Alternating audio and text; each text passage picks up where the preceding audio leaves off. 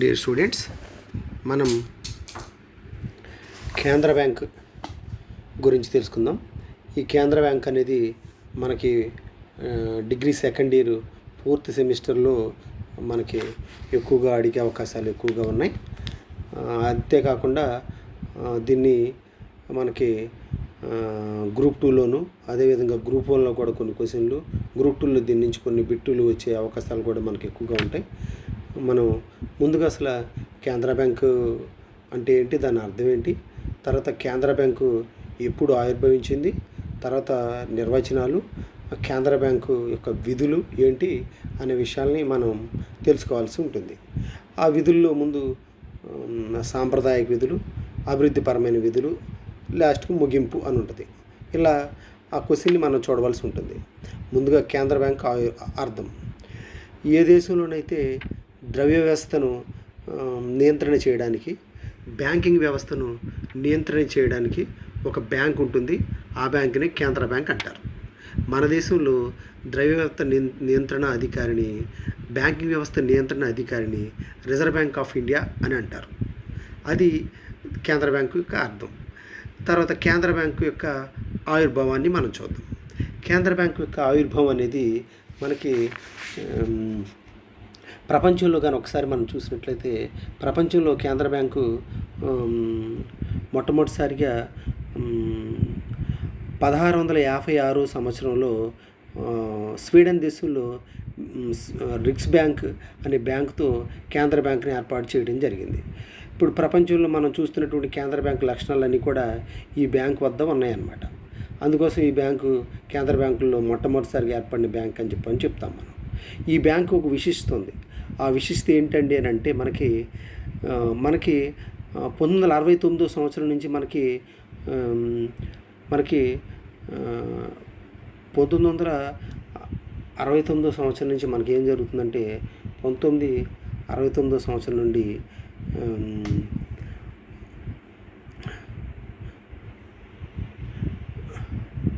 69 సంవత్సరం నుంచి ఏం జరుగుతుందంటే, మనకి 1969 సంవత్సరం నుంచి మనకి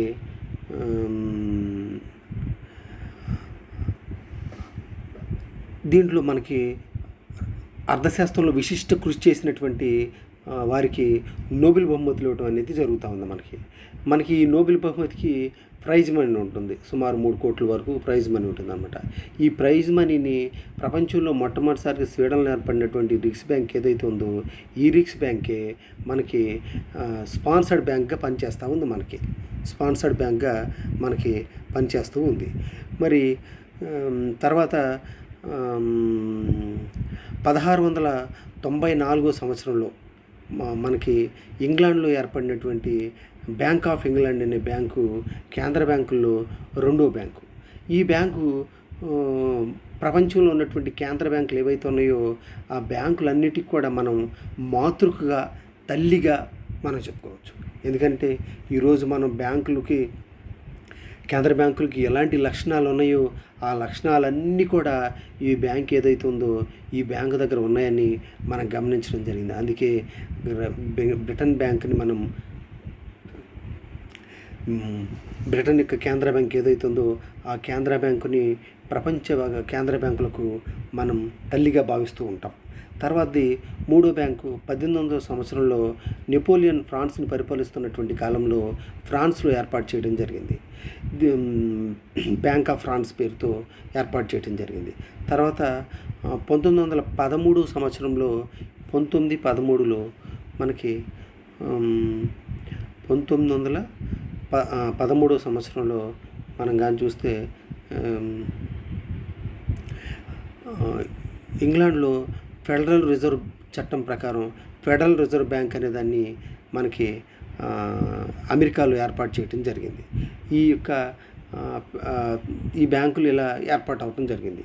ఇక మన ఇండియాలో కానీ మనం గమనిస్తే, భారతదేశంలో కేంద్ర బ్యాంకు ఏమేమి పనులు చేసింది, ఎక్కడెక్కడ ఉంది అనే విషయాలు కానీ మనం కానీ గమనించినట్లయితే, భారతదేశంలో కేంద్ర బ్యాంక్ మనకి లక్షణాలు మొట్టమొదటిసారిగా 1700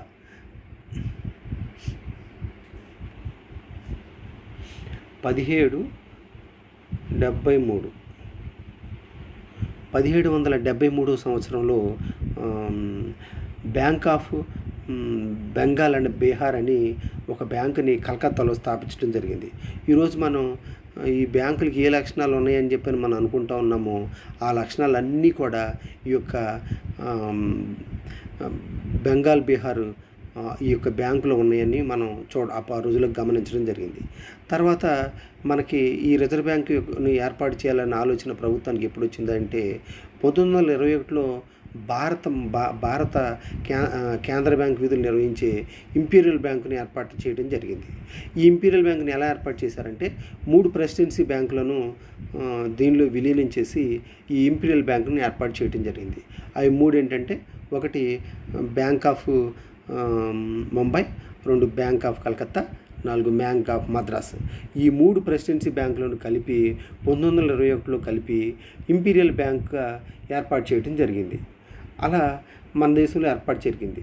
తర్వాత ప్రపంచ దేశాల ఆర్థిక వ్యవస్థను గమనించిన తర్వాత, భారతదేశ ఆర్థిక వ్యవస్థను గమనించిన తర్వాత భారతదేశానికి కేంద్ర బ్యాంక్ అవసరమా కాదా అని క్షుణ్ణంగా పరిశీలించడానికి 1926 సంవత్సరంలో రాయల్ కమిషన్ను ఏర్పాటు చేయడం జరిగింది.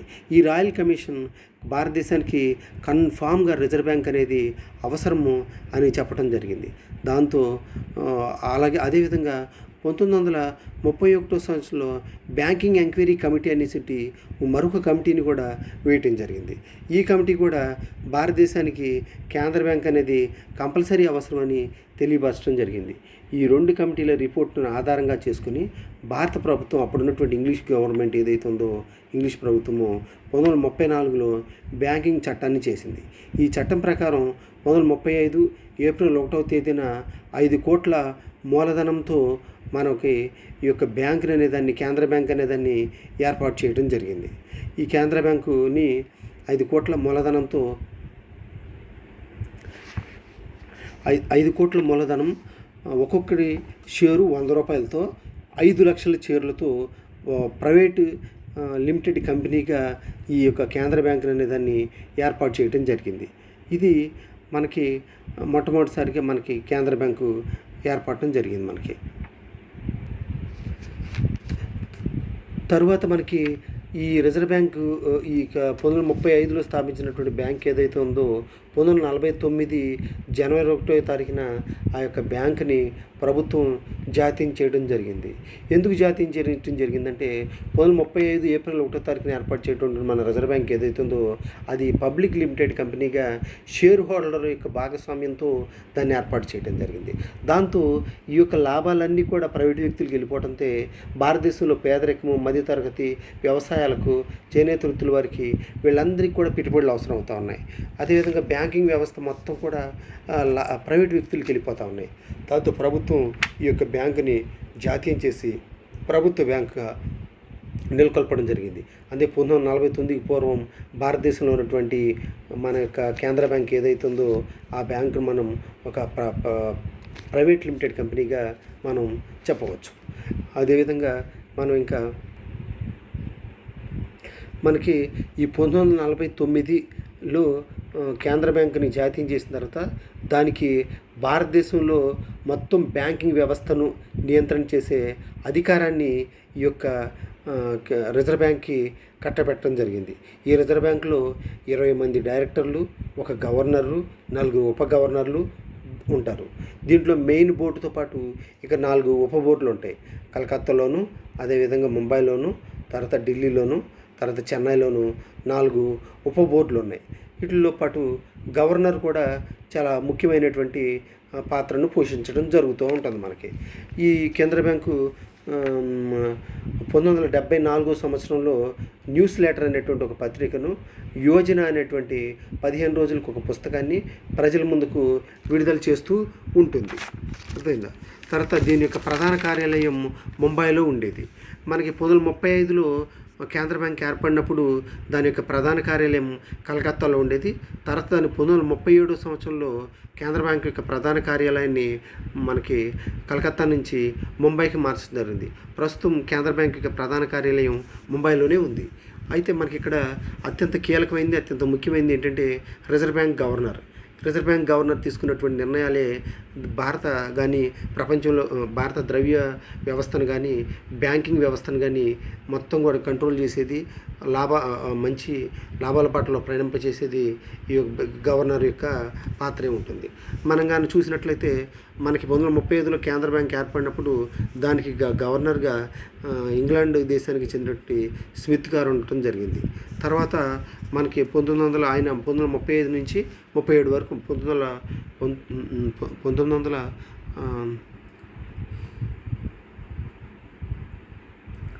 ఆయన కానీ మనం చూస్తే టూల్స్లో ఒకసారికి వెళ్దాం.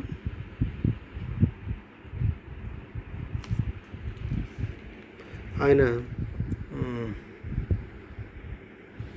1935లో నుంచి 37 వరకు ఉన్నారు. ఆయన 37వ సంవత్సరం వరకు ఉన్నారు. తర్వాత ఆయన 37 తర్వాత మళ్ళీ 37వ సంవత్సరం నుంచి 43 వరకు టేలర్ అనేటువంటి ఇంగ్లాండ్ దేశానికి చెందినటువంటి మరొక ఆయన కూడా రిజర్వ్ బ్యాంక్ గవర్నర్గా పనిచేయడం జరిగింది. తర్వాత 1943 నుంచి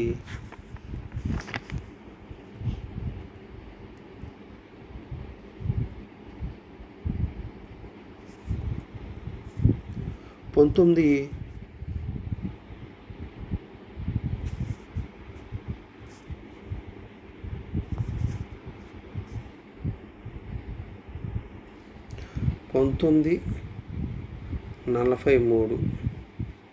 నుంచి 49 వరకు కూడా మన భారతదేశానికి చెందినటువంటి సిడి దేశ్ముఖ్ గారు గవర్నర్ జనరల్గా పనిచేయడం జరిగింది. గతంలో పనిచేసిన స్మిత్ గారు కానీ అదేవిధంగా టేలర్ గారు కానీ ఇంగ్లాండ్ దేశానికి చెందినటువంటి వారు. స్మిత్ గారు సిడి దేశ్ముఖ్ గారు మాత్రమే 1943లో ఆయన రిజర్వ్ బ్యాంక్ గవర్నర్గా పదవి బాధ్యతలు స్వీకరించడం జరిగింది. ఆయన భారతదేశానికి చెందినటువంటి గవర్నర్ జనరల్గా మనం చెప్పవచ్చు. ఇక్కడ మనం గమనించాల్సిన విషయం ఏంటంటే ఒకసారి మనల్ని గ్రూప్ 2లో ఒక్కోసారి బిట్టీలు అడుగుతూ ఉంటాడు.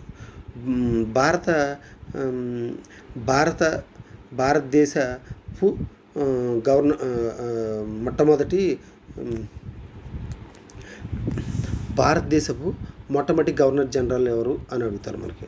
అప్పుడు మన జనరల్గా ఏమిటంటే మొట్టమొదటి గవర్నర్ జనరల్ కదా, అందుకోసం మనం ఏం చెప్తామంటే స్మిత్ గారు అని చెప్పని మనం వెళ్తాం. కానీ ఇక్కడ మన విషయాన్ని గమనించాలి. భారతదేశపు గవర్నర్ జనరల్ ఎవరండి అంటే సిడి దేశ్ముఖ్ గారు. అలా కాకుండా మొట్టమొదటి రిజర్వ్ బ్యాంక్ గవర్నర్ ఎవరు అని అడిగారు అనుకోండి మనకి, అప్పుడు మనం స్మిత్ గారు అని చెప్పడం జరుగుతుంది. అలా మనం బిట్లని కూడా మనం గమనించవలసినటువంటి అవసరం ఉంటుంది మనకి. ఇది తర్వాత మనకి ఇప్పుడు ప్రస్తుతానికైతే మనకి కేంద్ర బ్యాంక్ గవర్నర్గా ఉర్జిత్ పటేల్ గారు ఉన్నారు. ప్రస్తుతానికి ఉర్జిత్ పటేల్ గారు ఉండటం జరిగింది. ఈయన ఎవరు నియమిస్తారు అనే విషయాన్ని కానీ మనం గమనించినట్టయితే ఆర్థిక మంత్రి యొక్క సలహాపై ప్రధానమంత్రి కార్యాలయం అనే ఆయన ఈ యొక్క ఆర్బీఐ గవర్నర్ని నియమించడం అనేది జరుగుతూ ఉంటుంది. తర్వాత మనం నిర్వచనాలను చూడవలసి ఉంటుంది. ముందుగా కేంద్ర బ్యాంక్ అంటే చూసాం, దాంతో కేంద్ర బ్యాంక్ ఏ విధంగా ఆవిర్భవించింది అనే దాన్ని చూసాం. ఇప్పుడు నిర్వచనాలు ఏంటంటే కేంద్ర బ్యాంకులకు బ్యాంకు ఇది ద్రవ్య విధానాన్ని రూపొందించడం, ద్రవ్య సరఫరాను నియంత్రించడం లాంటి బాధ్యతలను నిర్వహిస్తూ ఉంటుందని ప్రొఫెసర్ శామిల్సన్ తెలియజేయడం జరిగింది. ప్రజల శ్రేయస్సు దృష్ట్యా ఆర్థిక వ్యవస్థలోని ద్రవ్య పరిణామాల తరుగుదలను అజమాయిషీ చేయటం కేంద్ర బ్యాంకు ముఖ్య విధి అని ప్రొఫెసర్ కెంట్ అనేటువంటి ఆర్థికవేత్త తెలియజేయడం జరిగింది. ఆ తర్వాత కేంద్ర బ్యాంకు ద్రవ్య బ్యాంకింగ్ నిర్మాణ శిఖరంను ఆక్రమిస్తున్న ఒక బ్యాంకు. ఇది కరెన్సీ నోట్లను జారీ చేయడంలో గుత్తాధిపత్యాన్ని కలిగి ఉండటంతో పాటు అంతిమ రుణదాతగా కూడా వ్యవహరిస్తుందని ప్రొఫెసర్ డీకాక్ కేంద్ర బ్యాంకుని నిర్వచించడం జరిగింది. ఇప్పుడు మనం కేంద్ర బ్యాంకు యొక్క విధులను గురించి గమనిద్దాం. కేంద్ర బ్యాంకు విధులను కానీ మనం గమనించినట్లయితే 2 రకాలుగా మనం కేంద్ర బ్యాంకు విధులను మనం వర్గీకరించవచ్చు. ఒకటి సాంప్రదాయక విధులు, 2 అభివృద్ధి ఫలమైనటువంటి విధులు. సాంప్రదాయక విధులు మనకి తిరిగి కరెన్సీ నోట్లను ముద్రించడం, ప్రభుత్వ బ్యాంకర్గా పనిచేయటం, బ్యాంకులకు బ్యాంకు, అంతిమ రుణదాత, క్లియరింగ్ హౌస్ల నిర్వహణ, అంతర్జాతీయ ద్రవ్య నిల్వలను పరిరక్షించుట, మార్కపు రేట్లో స్థిరత్వాన్ని సాధించుట, పరపతి నియంత్రణ, ఇవి సాంప్రదాయక విధులు. అభివృద్ధిపరమైన విధులు బ్యాంకింగ్ వ్యవస్థను అభివృద్ధి పరచడం, వ్యవసాయ పరపతిని ప్రోత్సహించడం, పారిశ్రామిక అభివృద్ధికి పరపతిని అందించడం, బిల్ మార్కెట్ను అభివృద్ధి పరచడం, సమాచార సేకరణ, ప్రచురణ, శిక్షణ కళాశాలను ఏర్పాటు చేయడం లాంటివి మనకి అభివృద్ధిపరమైన విధులుగా కానీ మనం గమనించవచ్చు. ఇప్పుడు మనం సాంప్రదాయక విధులలో కరెన్సీ నోట్లను ముద్రించడం అనేదాన్ని మనం చూద్దాం. సాంప్రదాయక విధుల్లో కరెన్సీ నోట్లను ముద్రించడం.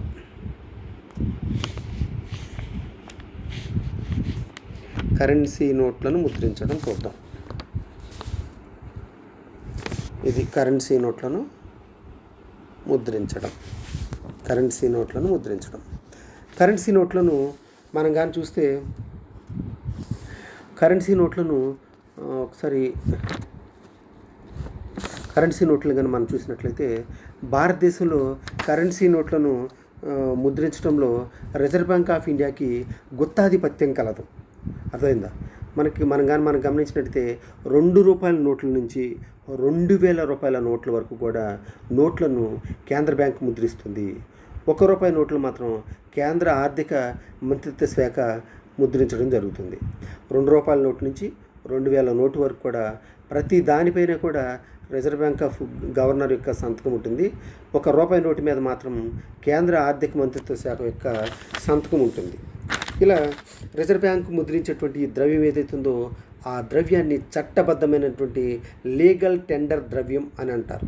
రిజర్వ్ బ్యాంక్ ముద్రించేటువంటి ద్రవ్యాన్ని చట్టబద్ధమైన లీగల్ టెండర్ ద్రవ్యము అని చెప్పడం జరుగుతుంది. అయితే ఈ ద్రవ్యాన్ని మనకి ఎలా ముద్రిస్తారు అనే విషయాన్ని కనుక మనం గమనించినట్టయితే 1956కు పూర్వం భారతదేశంలో ద్రవ్యాన్ని అనుపాత నిల్వల పద్ధతి ప్రకారము ముద్రిస్తూ ఉండేవాళ్ళు. తర్వాత 1957 నుంచి కనిష్ట నిల్వల పద్ధతి ద్వారా భారతదేశంలో ద్రవ్యాన్ని ముద్రిస్తూ ఉన్నారు. అనుపాతపు నిల్వలు అనగానేమి, కనిష్టపు నిల్వలు అనగానేమి అనేదాన్ని మనం గమనించవలసినటువంటి అవసరం ఉంటుంది.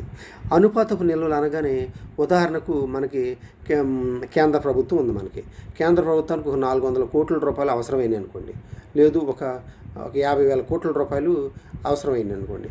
అవసరం అయినప్పుడు కేంద్ర బ్యాంక్ ఏం చేయాలంటే తన దగ్గర ఉన్నటువంటి ద్రవ్యంలో 515 కోట్ల రూపాయలు 515 కోట్ల రూపాయలని రిజర్వ్ బ్యాంక్ వద్ద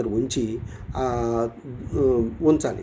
ఉంచిన తర్వాత నాకు ఒక 40,000 కోట్లు కావాలని చెప్పని రిజర్వ్ బ్యాంక్ ఆఫ్ ఇండియా అని కేంద్ర ప్రభుత్వం అడిగింది అనుకోండి. అప్పుడు రిజర్వ్ బ్యాంక్ ఆఫ్ ఇండియా చేస్తుంటే కేవలం 1000 మాత్రమే ఇస్తుంది. అంటే నువ్వు 40 అడిగితే 1% మాత్రమే ఇస్తాను ఉంది. మరి ఇది కుదురుతుందా? భారతదేశ జనాభా పెరిగిపోయింది, అవసరాలు పెరిగినాయి, ఖర్చులు పెరిగినాయి.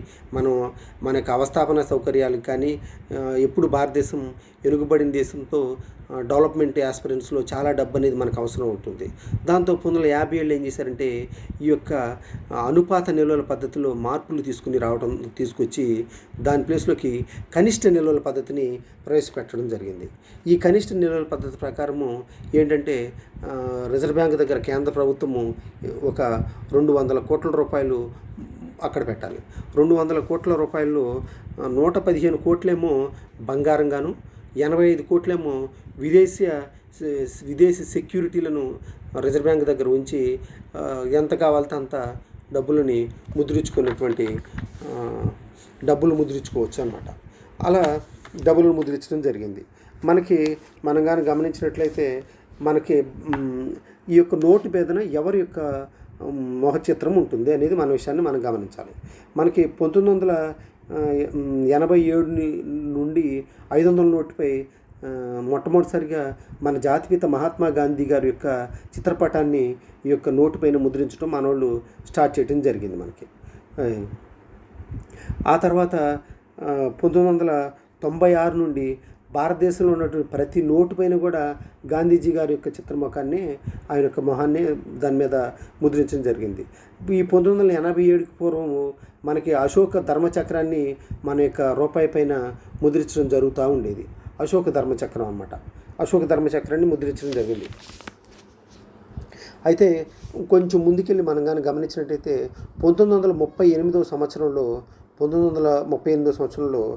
ఆర్బీఐ జారీ చేసిన మొట్టమొదటి పేపర్, ఇండియాలో మొట్టమొదటి పేపర్ ఎప్పుడు రెడీ అయిందంటే 1938లో దీన్ని జారీ చేయడం జరిగింది. 1938 బ్రిటిష్ గవర్నమెంట్ ఉన్నప్పుడు. అందుకోసం ఏం చేశారంటే దాని మీద బ్రిటిష్ 6వ జార్జ్ యొక్క ముఖ చిత్రాన్ని ఉంచడం జరిగింది.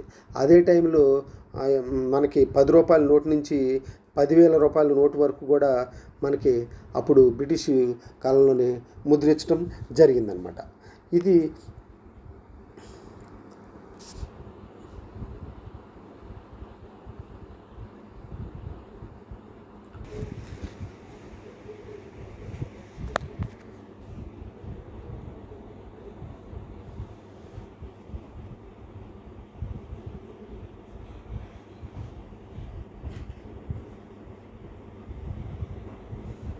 రెండోది ప్రభుత్వ బ్యాంక్.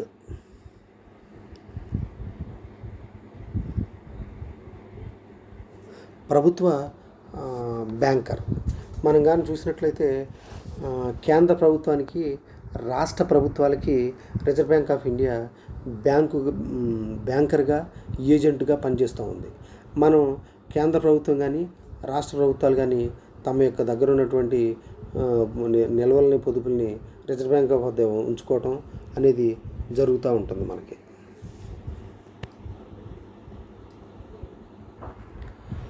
అదేవిధంగా కేంద్ర బ్యాంక్ కానీ, రాష్ట్ర ప్రభుత్వాలకు కానీ 90 రోజుల కాల పరిమితితో స్వల్పకాలిక రుణాలను మంజూరు చేయటం అనేది రిజర్వ్ బ్యాంక్ ఆఫ్ ఇండియా చేస్తూ ఉంటుంది. అదేవిధంగా కేంద్ర రాష్ట్ర ప్రభుత్వాల అకౌంట్లను నిర్వహించును, వాటి తరలింపు, చెల్లింపు చేయును, ప్రభుత్వానికి నూతన రుణాలు ఇచ్చును. అర్థమవుతుందా? ఇలాంటి పనులన్నీ కూడా రిజర్వ్ బ్యాంక్ ఆఫ్ ఇండియా కేంద్ర రాష్ట్ర ప్రభుత్వాల తరపున చేస్తుంది. కాబట్టి దీన్ని ప్రభుత్వ బ్యాంకుగా మనం తెలియజేయడం జరిగింది. తర్వాత బ్యాంకులకు bank reserve bank of India 1934 ప్రకారం, అదేవిధంగా 1949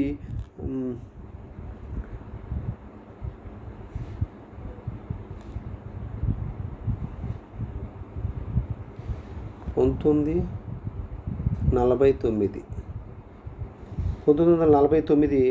బ్యాంకింగ్ రెగ్యులేటింగ్ యాక్ట్ చట్టం ప్రకారము వాణిజ్య బ్యాంకులకు రిజర్వ్ బ్యాంక్ ఆఫ్ ఇండియా బ్యాంకుగా వ్యవహరిస్తుంది. ప్రతి వాణిజ్య బ్యాంకు తమ డిపాజిట్లో కొంత శాతాన్ని ఆర్బీఐ వద్ద ఉంచాలి. దీనిని నగదు నిల్వల నిష్పత్తి అందురు. 1949 రెగ్యులేషన్ చట్టం ప్రకారం ప్రతి వాణిజ్య బ్యాంకు తన డిమాండ్ డిపాజిట్లో 5%, టైప్ డిపాజిట్లో 2%, బ్యాంకింగ్ రెగ్యులేషన్ చట్టాన్ని 1962లో సవరించి ప్రతి వాణిజ్య బ్యాంకు తమ వద్ద ఉన్నటువంటి డిపాజిట్లో 2 నుంచి 15% వరకు కూడా రిజర్వ్ బ్యాంక్ ఆఫ్ ఇండియా దగ్గర నుంచి ఉంచవలసినటువంటి అవసరం ఉందన్నమాట.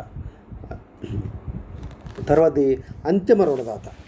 అత్యవసర పరిస్థితుల్లో మనకి అంతిమ రుణదాత, బ్యాంకులకు బ్యాంకు లేదా అంతిమ రుణదాత. అత్యవసర పరిస్థితుల్లో వాణిజ్య బ్యాంకులకు ఆర్బీఐ ఆదుకుంటుంది. అందుచే ఆర్బీఐను అంతిమ రుణదాత అని వాణిజ్య బ్యాంకుల యొక్క అర్హత కలిగినటువంటి బిల్లులను రీడిస్కౌంట్ చేస్తుంది. అర్హత కలిగినటువంటి బిల్లులను రీడిస్కౌంట్ చేస్తూ ఉంటుంది. తర్వాత క్లియరింగ్ హౌస్లు. మనం కానీ దీన్ని కానీ చూసినట్లయితే మనం ఒకసారి క్లియరింగ్ హౌస్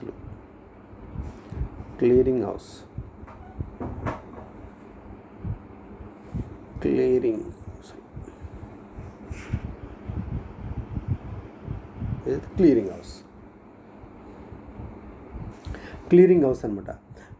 బ్యాంకులు ఇతర బ్యాంకులకు చెల్లించవలసిన ఇతర బ్యాంకుల నుంచి వసూలు చేసుకోవాల్సిన మొత్తాలను ఆర్బీఐ ఏర్పాటు చేసిన క్లియరింగ్ హౌస్ల ద్వారా పరిష్కరించుకోవచ్చు. ఏమైనా బ్యాంకుల మధ్యన లావాదేవీలు విషయంలో ఏమైనా ప్రాబ్లమ్స్ ఉన్నట్లయితే ఈ క్లియరింగ్ హౌస్ ద్వారా రిజర్వ్ బ్యాంక్ ఆఫ్ ఇండియా ఈ యొక్క సమస్యలను పరిష్కరిస్తూ ఉంటుంది. తర్వాత మనకేంటంటే పరపతి నియంత్రణ. పరపతి నియంత్రణ విదేశ మారక నిధులను రక్షించే బాధ్యత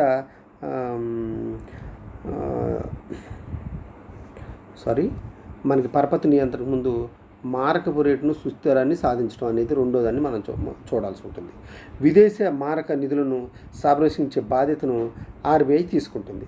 ఆ విధంగా ఈ మొత్తాన్ని కూడా ఆర్బీఐ నియంత్రణ చేస్తూ ఉంటుంది. తర్వాత పరపతి నియంత్రణ ఏంటంటే ఆర్బీఐ విధుల్లో ఇది అతి ముఖ్యమైనది. వాణిజ్య బ్యాంకులు సృష్టించే పరపతి వలన ఆర్థిక వ్యవస్థలో సంభవించే ప్రతి ద్రవ్యోల్బణం పరిస్థితులు రాకుండా స్థిరత్వాన్ని సాధించేందుకు వాణిజ్య బ్యాంకుల యొక్క పరపతిని ఆర్బీఐ నియంత్రించును.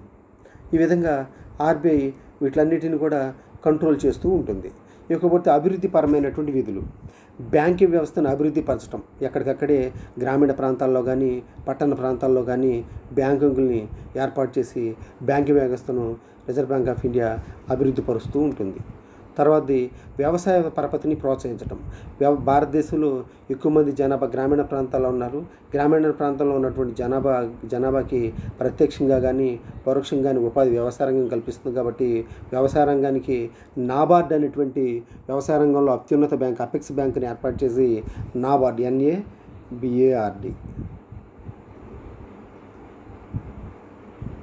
నాబార్డ్ని ఏర్పాటు చేసి నాబార్డ్ ద్వారా రిజర్వ్ బ్యాంక్ ఆఫ్ ఇండియా గ్రామీణ అవస్థాపన సౌకర్యాలు వ్యవసాయ రంగానికి రుణాలను అందిస్తూ ఉంటుంది.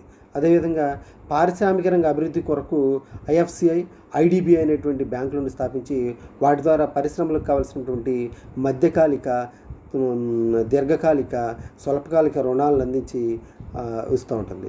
చిన్న తరహా పరిశ్రమల అభివృద్ధి కోసం సిడ్బి అనేటువంటి మరొక బ్యాంకుని స్థాపించి ఆ బ్యాంకు ద్వారా చిన్న తరహా పరిశ్రమలకు, కుటీర పరిశ్రమలకు కావలసినటువంటి పారిశ్రామిక విత్తాన్ని అందించి వాటిని అభివృద్ధి పరుస్తూ ఉంటుంది. అదేవిధంగా సమాచార సేకరణ, ప్రచురణ చేయటం. మనకి రిజర్వ్ బ్యాంక్ ఆఫ్ ఇండియా మొత్తం ఈ సంవత్సరం ఎంత డబ్బులను ప్రింట్ చేసింది, కేంద్ర ప్రభుత్వానికి అందించింది, రాష్ట్ర ప్రభుత్వానికి అందించింది, విదేశీ మార్గద్రవ్యాలు ఎన్ని ఉన్నాయి, బంగారు నిల్వలు ఉన్నాయి అనే విషయాలను ఎప్పటికప్పుడే సేకరించి యోజన అనేటువంటి బుక్ ద్వారా ఎప్పటికప్పుడే అది అందిస్తూ ఉంటుంది రిజర్వ్ బ్యాంక్ ఆఫ్ ఇండియా. ఇలా రిజర్వ్ బ్యాంక్ ఆఫ్ ఇండియా ప్రచురణ, శిక్షణ కళాశాలను ఏర్పాటు చేయటం. అప్పుడప్పుడు ఏం చేస్తూ ఉంటుందంటే ఈ యొక్క రిజర్వ్ బ్యాంక్ ఆఫ్ ఇండియా మన ఈ రిజర్వ్ బ్యాంకు సంబంధించిన వీళ్ళని కానీ కొన్ని శిక్షణా తరగతులను కూడా ఏర్పాటు చేసి వాళ్ళకి వాటిలో ప్రావీణ్యతను, నైపుణ్యం, స్కిల్స్ని డెవలప్ చేస్తూ ఉంటుంది. ఇలా మనం కానీ గమనించి చూసినట్లయితే ముగింపు మనం ఈ విధంగా భారత రిజర్వ్ బ్యాంక్ ఆర్బీఐ దేశ కేంద్ర బ్యాంకు హోదాలో ప్రపంచంలోని ఇతర దేశాల్లోని కేంద్ర బ్యాంకులు ఎటువంటి విధులు నిర్వహిస్తున్నాయో అటువంటి విధులు అన్నిటినీ నిర్వహిస్తూ దేశ ఆర్థికాభివృద్ధికి ఎంతగానో దోహదపడుతుందని చెప్పడంలో అతిశక్తి లేదని మనం తెలియచేయవచ్చు.